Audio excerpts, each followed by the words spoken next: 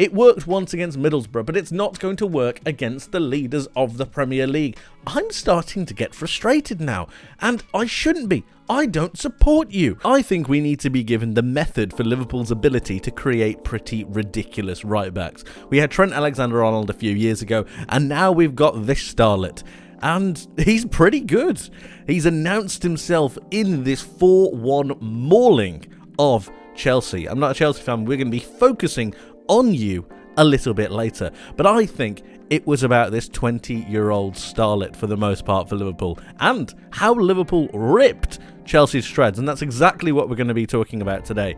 If you are new to the channel, please make sure that you subscribe, you like the video, and you turn on those notifications, because it really does help me out. But now, let's get into it.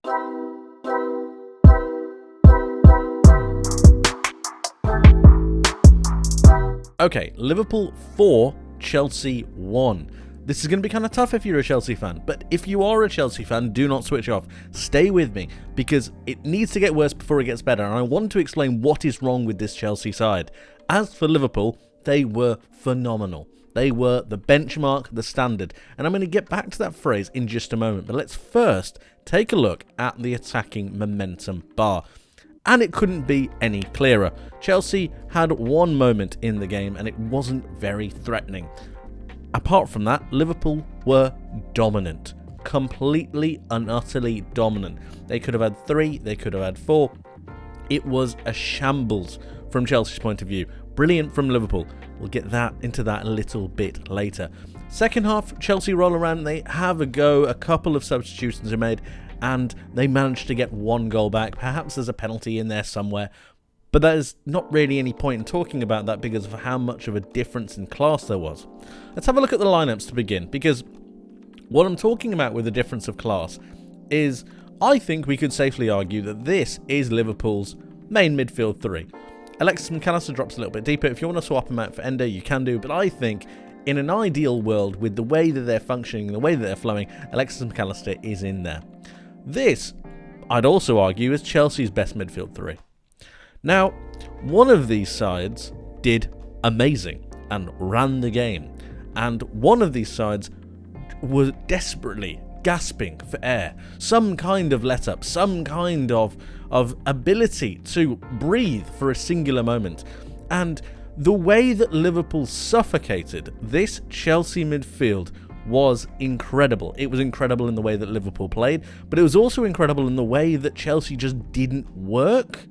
And I mean that from the sense of, I'm not sure that these two players, who cost for the best part of £250 million, that's £250 million, I'm not sure whether they can play together.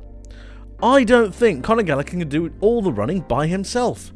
Enzo Fernandez doesn't have positional awareness to be able to play next to Caicedo, and Caicedo vice versa. And then Caicedo is left on an island at times. Enzo Fernandez ends up pressing a little bit further forwards when he wants to, or he's a little bit too wide. Conor Gallagher tries to come back, but he doesn't really. Caicedo is being swarmed by about 3 people. You have wingers who then don't come back either. There is no kind of presence. There is no kind of get up and go. There's no effort to warrant the performance that they gave. And it was genuinely the first performance I looked at for the Chelsea side when I was like, they're not playing for him. They're not playing for him. They can't be. You can't have Raheem Sterling putting in those kind of performances. Madueke is in and out of the side, so can you give him a pass? Probably not. Cole Palmer started as striker. I was convinced they were playing some kind of a 4-4-2 because of the way they split. One went one side, one went the other. Conor Gallagher was far too far forwards for me, and he didn't come back and help the midfield. And then you start talking about the defence. Ben Chilwell gave an assist to Conor Bradley, or a pre-assist to Conor Bradley, to be able to start that first goal. Benoit Badiashile and Thiago Silva were literally walked through. They might as well not have been there. They were ghosts. Absent. Completely gone. Axel Disasi, I don't know how many times I need to say this. I'm quite sick of having to explain to one of the best managers in the league that centre-backs, if they're not trained properly, cannot play as full-backs. We've had Cole Palmer. We've had Colwill. Levi Colwill out at left back for the best part of this season. And now we're moving Axel Disasi into right back. It worked once against Middlesbrough, but it's not going to work against the leaders of the Premier League. I'm starting to get frustrated now, and I shouldn't be. I don't support you. But it's starting to get a little bit annoying. Cole Palmer wasn't able to do anything. We're going to get into him a little bit later, because if your main guy, truly, if your main person who creates literally everything for this team can't do anything, you have massive, massive problems. And this is the issue with pinning everything on a youngster who doesn't really have the ability to drag a team forwards against one of the best sides in the league. But that's enough going over Chelsea for now. Let's talk about Liverpool, because they were absolutely sensational. Conor Bradley, you need to remember the name because he lived in Chelsea's half. Look at this. This is his half. This is where Conor Bradley should be living. This is Liverpool's half. This is where he stayed. That's Chelsea's half. He was more as a Chelsea left back than he was a Liverpool right back. Make that make sense. He was absolutely phenomenal. 1 goal, 2 assists, 8 out of his 12 ground duels were won. He made 3 tackles in the game. He was sensational. And like I said in the intro, he announced himself to the Premier League, to the world almost. He's 20 years old and he was phenomenal. We talk about Trent Alexander-Arnold being the main difference maker in this Liverpool side, and it's one of the biggest compliments that you can put that it didn't matter that Trent wasn't there that night. That is huge. It's a lot of praise, I agree, but he was sensational, as was nearly every Liverpool player. Like I said, Liverpool suffocated this Chelsea back line. The energy from Jota, Nunez and Diaz just meant that Chelsea couldn't play out. They never had a singular moment. The press was then coming forwards from the second line, and then you had the presence of Konate and Van Dijk to be aggressive enough onto Cole Palmer and Conor Gallagher, and it just meant that Chelsea didn't ever have an out. When you're in that kind of situation, what you need is someone to just chest the ball, take the ball, or just give you a couple of seconds to allow, number one, your defence to reset, but also give a moment for Caicedo and Fernandes just to find their bearings in the game again. When you lose your momentum in a game, specifically at Anfield, you need these moments. I'm talking like small moments. Kick the ball out into touch, give them a throw-in. Be able to stifle the game in some way, and they weren't. And if you can't do that, and if you don't have a striker that can hold the ball up, or if you don't have the ability to really just stop the game for a second, halt the game, give your players a second to realise where they are. Instead, they ended up trying to play transitionally, and it meant that trying to go through Madueke, trying to go through Sterling, Palmer, Gallagher, everything was needed to be done at 100 miles an hour. Everything was now, we'll go down the flank. Now, we'll go down the flank. Now, we'll go. And instead, what happened is that Liverpool just dominated.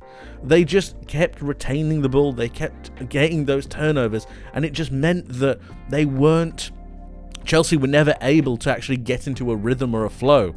It was fantastic from Liverpool, but terrible from Chelsea. Let's have a look at the average positions, because Liverpool, again, very high line, very good high line, playing that offside trap. They caught Chelsea offside a couple of times, and it meant that they were able to push that a little bit further, and you had that pressure. Again, Conor Bradley's position is ridiculous. But let's contrast this too. So we've got Liverpool's extremely high line. They've got good positioning. Alexis McAllister is the main holding midfielder. You've then got Curtis Jones and Szoboszlai going a little bit further forwards. Contrast that with Chelsea. They barely cross the halfway line. Genuinely. They barely cross it. The line is obviously going to be deep, but they don't cross the halfway line. They're living in their own half. That's just reset, but that's okay. We're going to go back to it. They're living in their own half, and that's just, it's criminal. It's criminal. I'm getting frustrated. I don't support Chelsea. Finally, let's have a look at some of the statistics, because 2.9 XG, I expected it to be about 5. Liverpool had 28 shots, 13 of them were on target. They only scored 4 goals, and I do say only. It's ridiculous. Chelsea had 3 shots on target, 4. And you do have to question, and you do have to wonder, were they playing for him? Were they playing for him? Because it didn't seem like it from my point of view. What do you guys see? Let me know in the comment section below. That was shocking. And what I was talking about with the golf, the most frustrating thing, I think, if you're a Chelsea fan, and I'm not a Chelsea fan, so please, Chelsea fans, let me know your thoughts. I would love to hear from you. What I would assume is the worst part is that this is Chelsea here in 10th, right? This is your benchmark. This is where you want to be. And you are so many stratospheres away from getting there. Forget the league position, forget the table. I'm talking about possession. I'm talking about the game. I'm talking about the ability to go toe-to-toe with not only a rival, but at the same time, the benchmark for where you need to be. And they were light years away. Genuinely. They were so far away from being anywhere near that. So far. So far to the point that they're starting to climb and then they go backwards. And we're not seeing them for a while. It's just... You know what? No. It wouldn't surprise me if they reset and go again, because that was a very concerning performance. A very, very concerning performance. Chelsea were shambolic. Liverpool were fantastic. Thank you ever so much for watching, guys. Please let me know your thoughts in the comment section below. Are you a Liverpool fan, a Chelsea fan, or just someone who likes football? Let me know your thoughts on how you perceived this game in the comment section below, and let's get talking. Thank you ever so much for watching. I hope you enjoyed. I hope you learned something new, and I hope to see you in the next one. But until then, my friends, take care.